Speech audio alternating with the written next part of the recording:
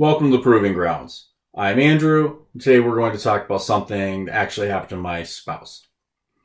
Now, Mrs. Proving Grounds got on social media. I know she fell into the trap. She posted something on social media, right?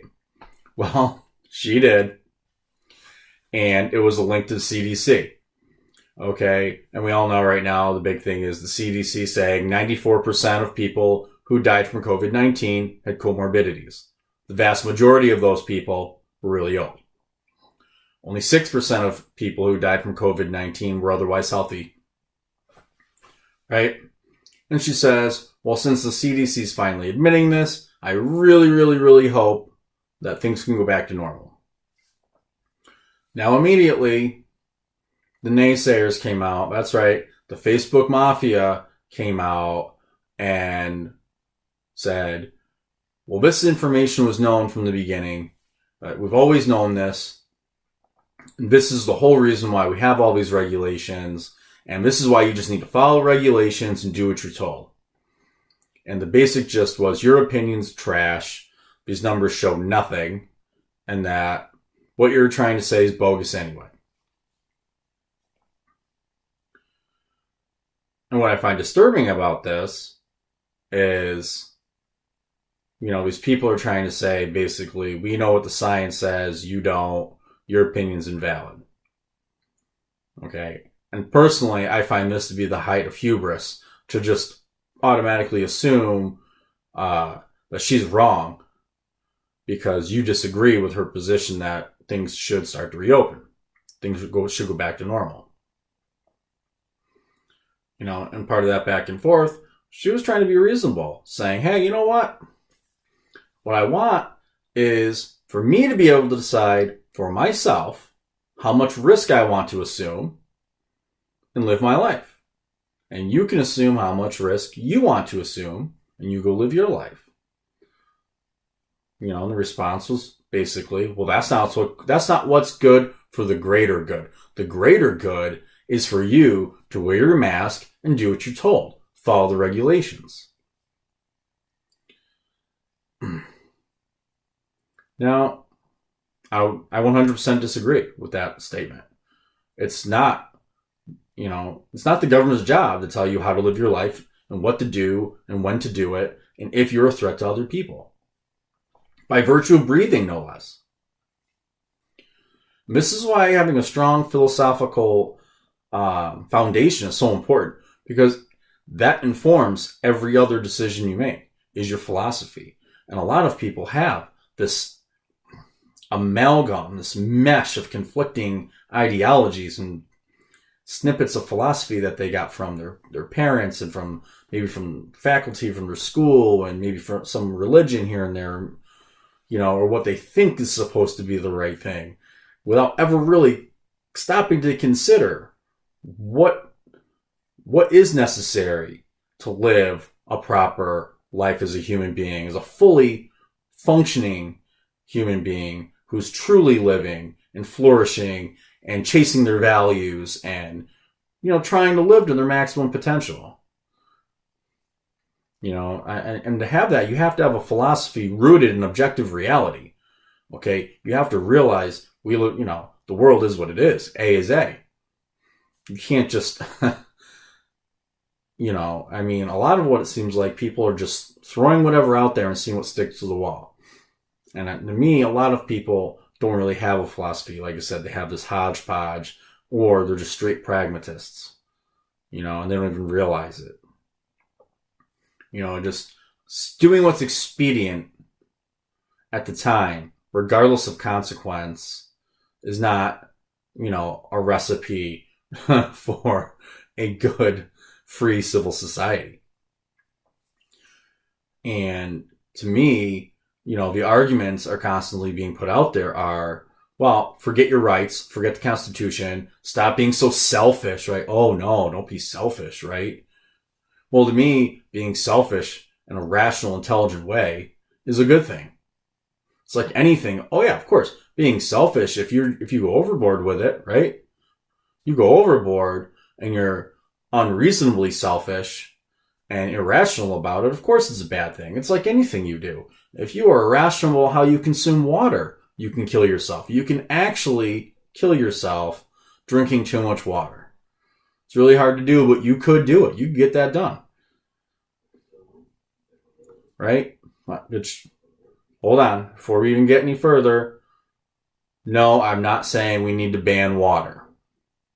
I know I don't want anyone to get out there thinking I'm a statist hoping to ban water. But seriously, you know, in these conversations I end up having with these people, it's constantly like, oh yeah, you're one of those people, the Constitution. Well, what is the Constitution, right? This founding document that lays out what your rights are as a human being, as an individual, right? But what is that? Well, to me, that's their recognition. The founding fathers recognized that those rights, right, having those rights sets up the conditions necessary for you to be a truly free individual. For you to do what? Follow your values, or discover your values, no less. Discover them, realize them, chase them down, pursue your happiness, live your best, most flourishing life possible. And you can't do that in a situation where the government has decided that it's now okay to usurp all of the choices that used to be up to the individual. They usurp all your rights or pretend like they don't exist and say, well, because some people could get sick, you don't have rights anymore. We're now going to decide what you can, what stores are essential to be open, right? Essential. What goods and services you can buy, what constitutes food, if you can congregate, where you can congregate, how many people can be around you, if you can do so with or without a mask, under what conditions that could possibly be. All that. And more. It gets worse than that. Shutting down people's businesses. What right does the government have to shut down your business? That should be up to you. Oh, gee, maybe I want to shut down for a couple of weeks to see how it goes. I don't want my workers getting sick. Or maybe we'll work remotely. Right? And to be fair, let's be fair. A lot of businesses were already doing that. Sending everyone home that could work remotely from home. That was already happening. When did the government start doing temperature checks on their employees? About a week or two after Walmart started doing it. There's no innovation that the government has in regard to this that some private industry didn't have first. Where does all the PPE come from? Where does it come from? Yeah, private businesses, the ones that were allowed to be open. And a lot of businesses retooled to be able to make masks and stuff. One, to help out, but two, to remain in business. In Ilion, Remington Arms wanted to retool and they wanted to make masks or other PPE. You know what they were told? No. Why? Obviously because the governor hates guns and hates gun manufacturers and does not want to give them any ammunition later on if they should reopen or try to reopen and have them say, look at all the wonderful things we did, all these masks we made. And now what's probably going to happen is Remington's probably going to leave. And I don't blame them one bit. It's just another business Andrew Cuomo and his lackeys from Albany have chased out of New York State. And that's less opportunities for the people who live in Ilion. For the people who relied on those jobs to be there. It's not Remington's fault, right? That company has to move to where they can make money. They can be profitable. We're not going to get shut down under the guise of public safety. It's not the government's job to tell your business what it can and can't do, and if it may be even open, and tell employees if you can go to work. You can't go to work for a private owner. Well, why not? What harm does that have? Oh, you might get someone sick. Just like the mask thing, right? Oh, just by virtue of breathing, you're a danger to every other human being. So you must wear a mask to protect them from you. That's not right. You shouldn't have to quarantine yourself in any way on the off chance you might be sick.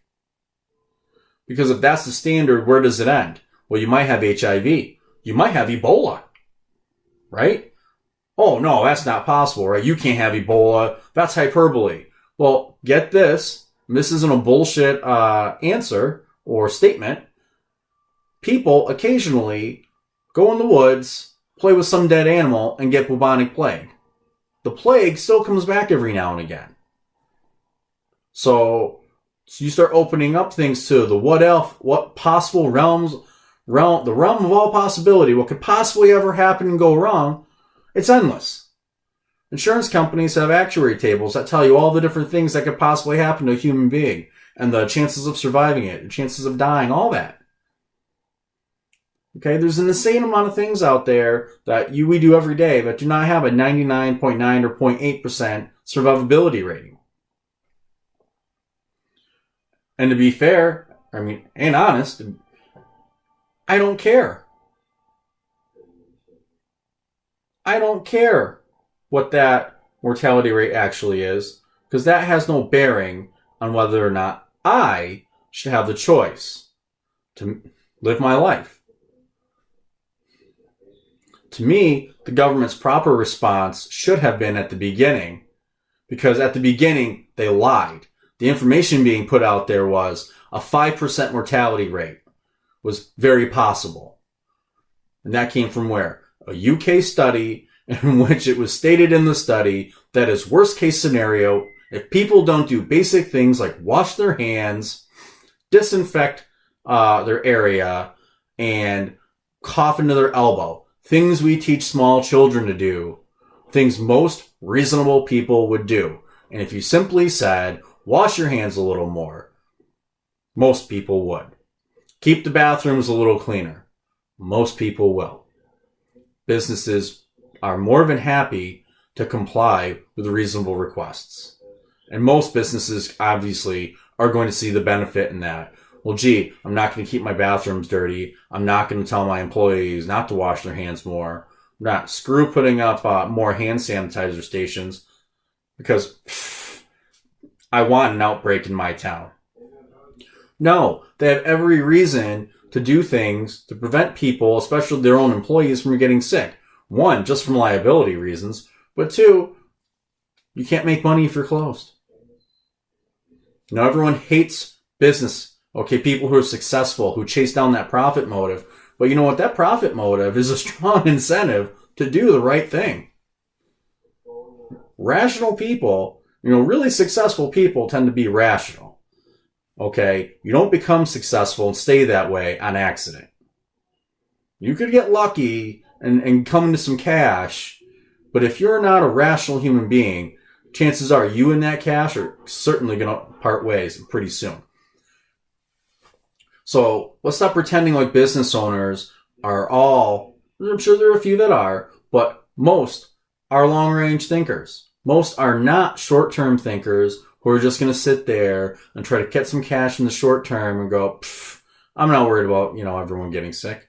No, they're going to do the right thing. And like I said, a lot of businesses were already doing what? They're already talking about doing the social distancing for people who had to be in the office. Anyone who didn't have to be there and could work from home, they were already doing that. Didn't need the government to tell them to do that. There was no need to shut down all these businesses. What's the difference between Walmart and JCPenney? What makes JCPenney any less essential? Well, they don't sell food. Well, you know who they're essential to? Well, who JCPenney was essential to? Well, one, all the consumers that enjoy going to that store and buying clothes from there, but the employees who work there from every level, from the people who clean the bathrooms to the people who run the cash register, stock the shelves, all the way up to the CEO. It's pretty essential to them. They don't count, right? Because it's for the greater good. Right? Just shut up and wear your mask. It's for the greater good. You could get somebody sick. Now, it would be more than understandable if I tested positive for COVID-19. Okay? For me to stay home, be told, you have to quarantine. And since we know you're going to be home, that your family, around your family, and the nature of this disease is such that they're probably going to be exposed to it. Therefore, they must quarantine. That's acceptable. If I'm known to have the disease, I should have to stay home. Sure, do all the contact tracing you want. Make sure everyone knows that, I got COVID-19, or at least that someone they were in direct contact with had COVID-19. You don't even have to say it was me. And then do what? I stay home. Now, if I decide to go around town and gallivant around like Christopher Cuomo did when he was claiming he had COVID-19, and then someone gets sick due to contact with me, now you can make the argument that I should be open to civil and criminal prosecution. And that's okay. Because you get you knowingly are sick with something, and you then get someone else sick, who didn't have a choice to be around you since they didn't even know you were sick. Well, then, yeah, you've used force on them. Right? Because you've exposed them to the physical contaminants floating around your body. Right? Now you got them sick. So now you're liable for that. More than happy to accept that. I'm not willing to accept the government forcing businesses to put out mandates on behalf of, say, Governor Cuomo, who can do this unilaterally because the state legislature gave him ultimate authority. And what authority do they have to do that? They shouldn't have any. There should be no special powers, no special ability for the government to cut through red tape, to do what has to be done. If you need to cut through the red tape, right? That red tape that exists, then it shouldn't be there. I mean, that's what killed a lot of people right at the beginning, right? And got a lot of people sick, was not having enough personal protective equipment. Why? Because of bureaucratic red tape. One, testing, right? Because the tests the CDC had were faulty. But government regulations prevented anyone from going to outside sources or developing their own. They had to get them from the CDC, or at least from the federal government, right? So that red tape had to be cut. 3M had untold numbers. What was it? Thousands upon thousands of masks. N95 masks sitting around in warehouses they couldn't sell. Why? Because they didn't have the FDA stamp saying they're medical devices. Yep. That red tape had to get cut. And before I go on, those masks had the exact same certification as N95 masks as their medical version did. It was like a slight difference, like a face shield or some bullshit. But the actual part where it actually filters out the particulates, those standards were exactly the same. And 3M should not have to go through the government to sell that to a hospital. All they need to do is say what this product is rated at, what their testing is, and what it's supposed to be good for. Let the hospitals decide if it's something that's necessary, especially in an emergency situation where they need everything they can get their hands on. Now, if 3M starts selling substandard products, well, we already have laws for that. Okay? There's all manner of mechanisms to deal with companies that engage in fraud. That's what that would be. If you lie about what your product does, that's a form of fraud. We have laws that help people, protect you from that. And there's all kinds of civil litigation that can be done to go after them and be compensated for that. Now, I'm sure there's criminal avenues as well. Now, I'm not saying 3M did anything wrong. They did everything they could do to produce as much as they could in the time they had. It's not 3M's fault that the government, basically, again, stepped on their neck, tied their hands, and said, no, you're going to have to go at our pace, at the pace we allow you to go at. It's not private companies' fault that the government used up personal protective equipment from the last couple pandemics, but never replaced it all. Because it's never any one person's fault, right? All those pandemic czars that Trump fired, that everyone got all mad about, what did they do for the last 12 years? Obviously nothing. Because we weren't ready for anything. The fact that no one can point to exactly why, there are not a lot of concerted studies being done, at least not nearly enough studies are being done, as to why these pandemics come out of that part of Asia so often. What are the conditions there that create that perfect storm that allow these things to develop? Is it simply just because of how interconnected the world is right now? Those are all problems the government being an impediment, a roadblock to progress. This is what happens when the government injects itself into the economy, starts taking your rights away, or trying to convince you that your rights need to be set aside. And it's always what? For the greater good. For the greater good. Wear that mask. It's for everyone else. Right? Even when they're like, yeah, we already know that the mask doesn't really protect you. Right? It protects everyone else. Because you're coughing into it and your phlegm and everything else gets in there. You could feel your own snot if you cough something up or sneeze in there. That's protecting everyone else. Even though there was a study that was done where it actually, those cloth masks do almost nothing. Instead of 6 feet or 20 feet, it shoots out, right? No, it's 3 or 4 feet shooting out. Okay. So you're still shooting particulates out, just not quite as far. Then you have those little blue masks that aren't the N95 masks. They work a little bit better, but most people don't wear them properly anyway, right? How many people you see walking around with their noses sticking out? Well, if your nose is sticking out, you're not wearing your mask properly. And even the N95 mask. Study shows, oh yeah, N95 masks work great. Yep. The only problem is 40% of the people that we brought in, laymen, if you will, not medically trained people, who came in, put the mask on wrong. We had to show them the right way to put it on. So what does that tell you? That the N95 mask, the hardest one to come by, that the civilians purchasing them, the general public who's purchasing this item and putting it on, are wearing them wrong. Not getting the proper seal, not getting the proper fit. So they're not getting the true benefit of the product. And what's worse is they're trying to sell you on the fact that you owe it to everyone else, not to yourself. I mean, at the very least, make the argument you owe this to yourself so that you don't get sick. Not, wow, you do this for everybody else. Because that is the most evil argument you can make, is the altruistic argument of the greater good. Your rights are null and void indefinitely for the greater good. Once again, you are just a sacrificial goat being killed on the altar of the greater good. And that disgusts me.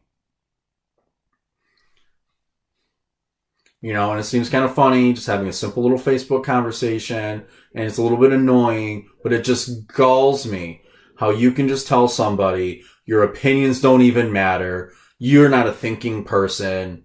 I know what's best. And just leave it out there. You don't give any supporting details of why you think the way you think. You don't talk about which experts you heard your information from or anything like that. You just tell me you're completely wrong. Boom. And then never mind the fact that what you're saying you're listening to are government doctors who have just been lying to you. Dr. Fauci is not out there researching this himself. Someone's handing him a sheet of paper. He's reading it. He's going, okay. And he takes his little bullet points. He goes on TV, tells you what they want you to hear. It's like in the beginning when he said, masks don't work, don't wear them. Then later recants and says, oh, well, we only said that. We only lied to you so you wouldn't buy all these masks because we felt like nurses and doctors needed them more than you. So we took your choice away.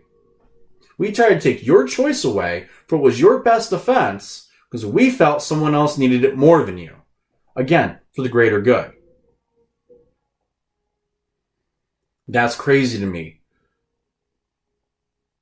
Now, if you're going to sit there and talk about experts, maybe there should be some red flags, like when the experts deny or refuse to talk about any information that might conflict with what their opinion is, or address why some people have conflicting opinions, or explain the information in a way that the layman can understand. They just throw a bunch of jargon at you and say, trust me. No. Explain it to me. You're going to be the expert. Explain it to me why I'm wrong in my opinion. Let me know what the real deal is and explain it to me in a way I can understand. Don't just sit there and go, well, I'm with the government, so do what you're told.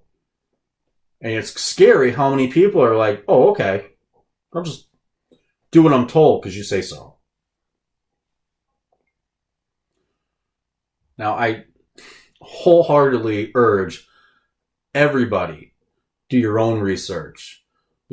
Read the articles you can find. Get a hold of the studies you can get your hands on.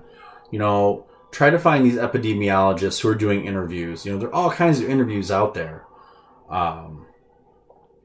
Adalja, Dr. Bhattacharya, just two guys who, they explain their points and their positions very well in ways you can understand.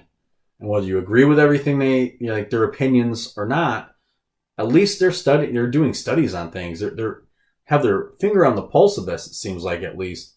And they're putting out information. They're not just saying, this is how it is, listen to the government. And that's how we get to this point where the government thinks they can just control your whole life. Now remember, just try to think of what your values are. Try to make sure they don't conflict. They're not, you're not creating these little paradoxes for yourself. Try to have a coherent, thoughtful philosophy. And I urge you to look for yourself and find an objective philosophy that is good for living on this earth. That's rational and that tries to help you live the best life you can live.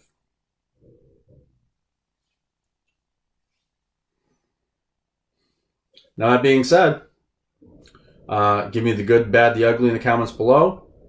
I've actually started a Twitter account. It's Andrew @ the Proving Grounds at Twitter. And again, click like, share, and subscribe. It really helps me out. And have a good night.